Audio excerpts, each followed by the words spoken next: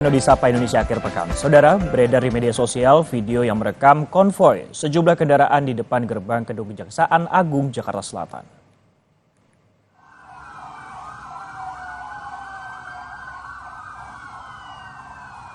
Dalam video tersebut terlihat belasan kendaraan roda 2 dan roda 4 mirip kendaraan kepolisian membunyikan sirine dan sempat berhenti di depan gerbang kantor Kejaksaan Agung di Jakarta Selatan pada Senin malam. Diduga peristiwa ini terkait seorang anggota Densus 88 yang diduga tertangkap basah usai menguntit Jampitsus Kejaksaan Agung Febri Ardiansyah di sebuah restoran di Jakarta Selatan sehari sebelumnya.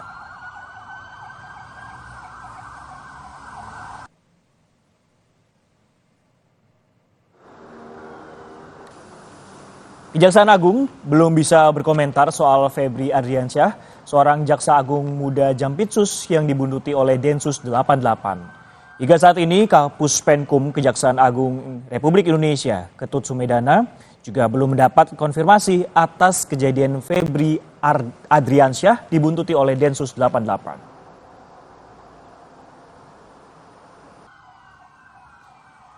Soal dugaan anggota Densus 88 Polri menguntit Jampitsus melalui pesan tertulis, Kapus Penkum Ketut Sumedana menyatakan, sampai saat ini saya belum tahu informasinya.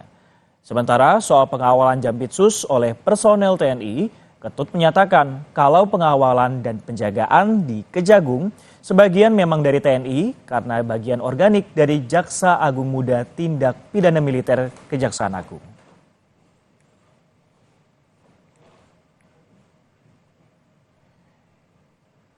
Komisi 3 DPR RI juga meminta publik untuk tidak berasumsi terkait informasi anggota Densus 88 Polri menguntit Jampitsus Febri Ardiansyah.